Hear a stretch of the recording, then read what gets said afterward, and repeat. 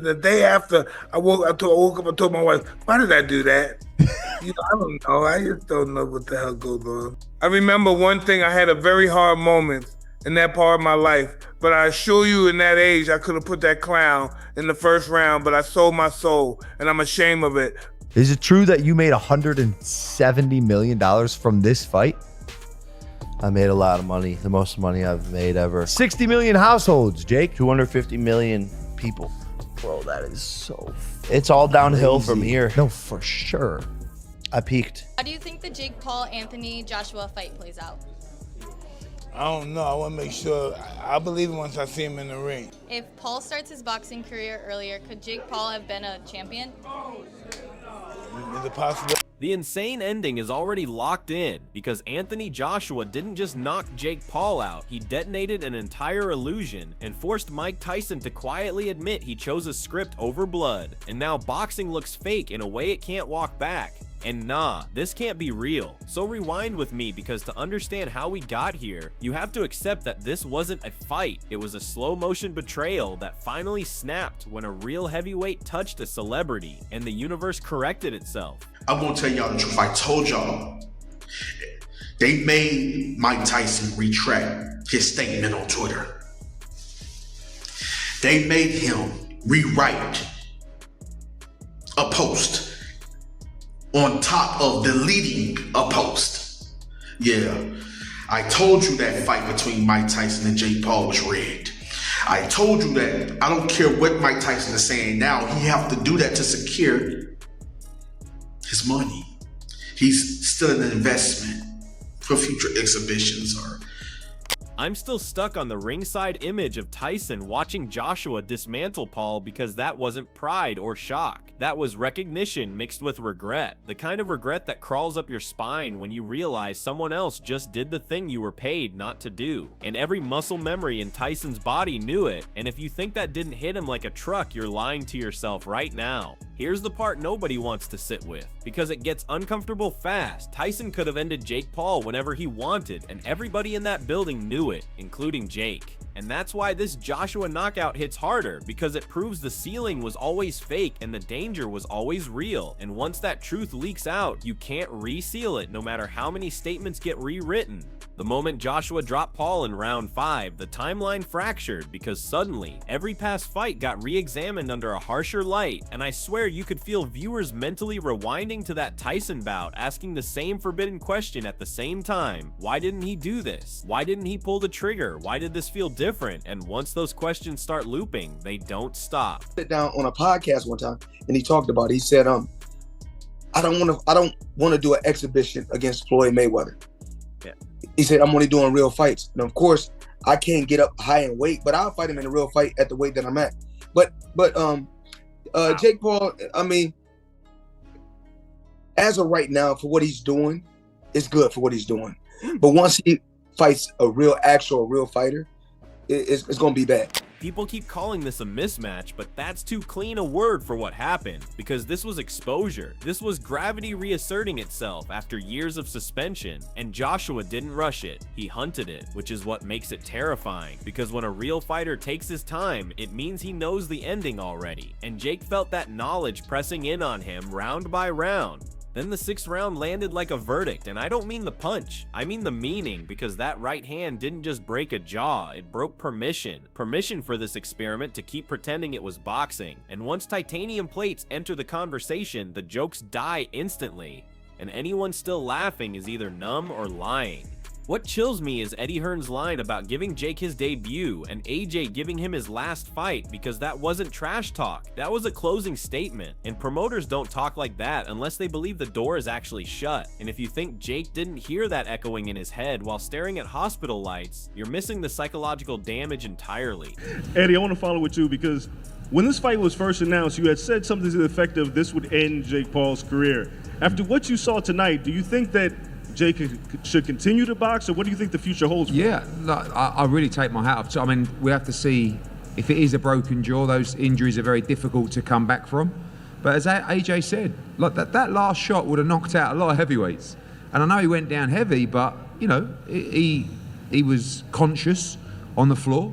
And I thought his game plan, although obviously very negative early on, which it had to be, Now was, zoom back to Tyson, because was this is smart where at the times. rot And there shows were itself. times where he held his didn't just feet and let take his hands money, go. He took It was a responsibility very for one-sided protecting a fight. It was narrative. always going to be a Watching one. Joshua tear it apart forces a brutal comparison, because one man stuck to the script and another ripped it up, and history only remembers one of those choices, no matter how big the check was. I don't care how many people call this conspiracy, because Tyson himself cracked the door open when he admitted he doesn't even remember the fight and woke up asking why he did it, because that's not the voice of a man satisfied with a performance. That's the voice of someone who knows he left something sacred on the table, and that kind of regret gets louder with time, not quieter. Let me say this slowly, because it matters. Joshua didn't need to say anything after the fight, because his fist said it all, and silence backed it up. And when silence becomes the loudest voice in the room, it means the truth is too obvious to spin, and every influencer fighter watching right now just felt their stomach drop, whether they admit it or not. Are you in pain?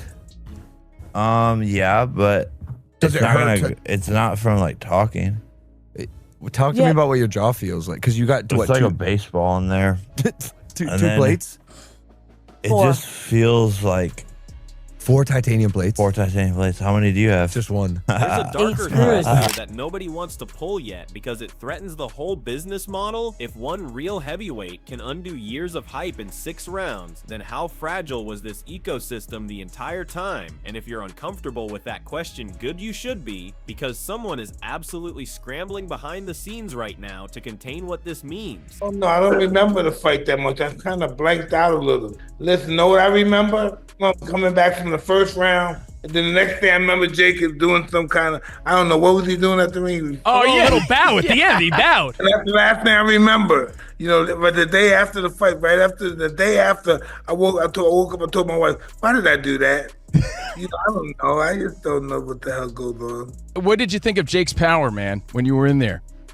I keep thinking about Tyson watching that Broken Jaw news hit, because biology doesn't lie and marketing can't argue with bone fractures, and seeing physical proof of what a real punch does forces you to confront every moment you chose not to throw one. And nah, this can't be real, unless regret is already eating at him way harder than he's letting on. Here's a time bomb thought you shouldn't ignore. If Tyson is now openly admitting that money dictated outcomes, then how many other fights are about to get relitigated in the public mind? Because once trust erodes, it spreads fast, and boxing has always survived on belief, and belief is bleeding out right now.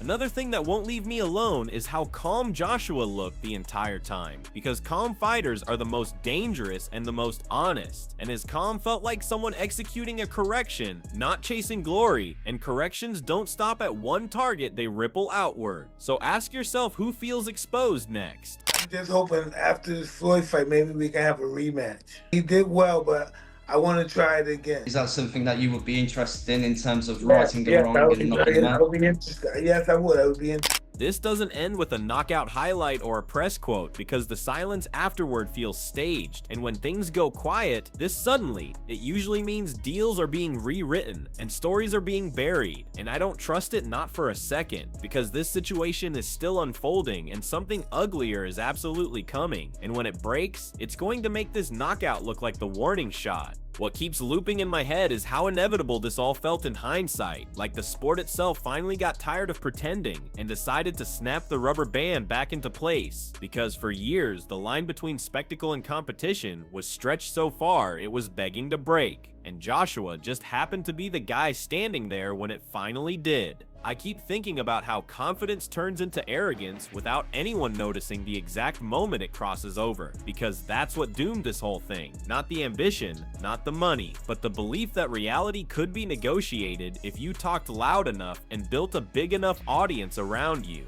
There's something deeply unsettling about watching a narrative collapse in real time, because it exposes how much of what we consume as fans is trust-based, and once that trust cracks, you start questioning everything retroactively, like how many moments you cheered for were real and how many were carefully padded edges to protect an outcome. Joshua didn't just win a fight, he reintroduced consequences, and that's the part people aren't fully processing yet, because consequences don't trend well, but they linger, and they sit with fighters years long after the cameras are gone and the tweets stop flying. I can't shake the image of preparation versus promotion, because one of those happens in silence and the other needs noise to survive. And when they finally collide, the silence always wins, not dramatically, not loudly, just decisively, like gravity reminding you it was never impressed by hype. What really bothers me is how normalized it became to frame real fighters as obstacles in a storyline instead of human beings with decades of experience and damage baked into their instincts, because once you reduce them to plot devices, you forget they can end your night with one clean decision. There's also a strange sadness in realizing that even legends aren't immune to the system, that even someone like Tyson can be pulled into the gravity of spectacle and money, because it shows how powerful the machinery has become and how hard it is to step outside it once you're inside. I don't think people fully grasp how rare it is to see a moment that rewrites the emotional hierarchy of a sport, where suddenly the loudest voices go quiet and the quiet professionals are the only ones left standing with credibility intact.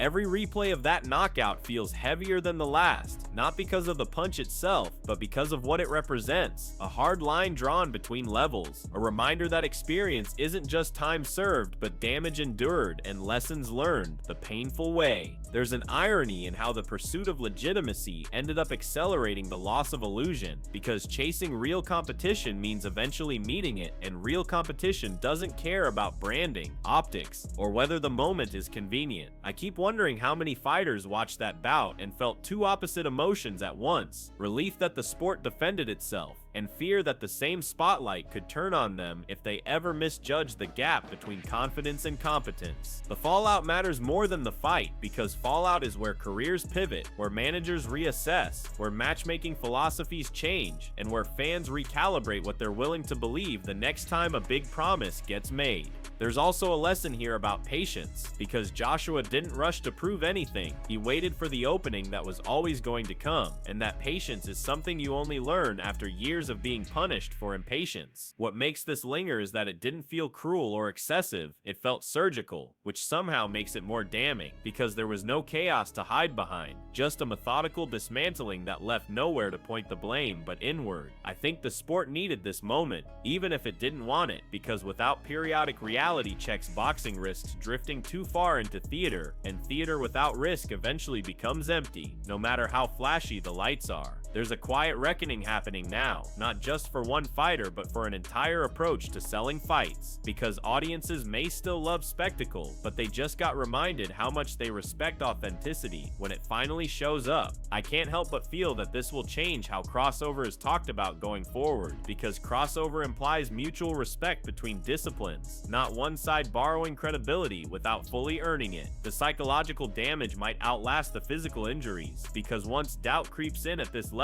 it doesn't leave easily, and doubt is the one opponent you can't train away with conditioning or money. What stays with me most is how fast admiration turns into scrutiny when the shield drops, because the same crowd that buys into the dream will dissect it mercilessly once it fails. And that swing is brutal if you're not prepared for it. There's no clean ending here, no moral bow to tie it up, just a sense that something shifted and hasn't settled yet, like tectonic plates after an earthquake where the aftershocks are still coming.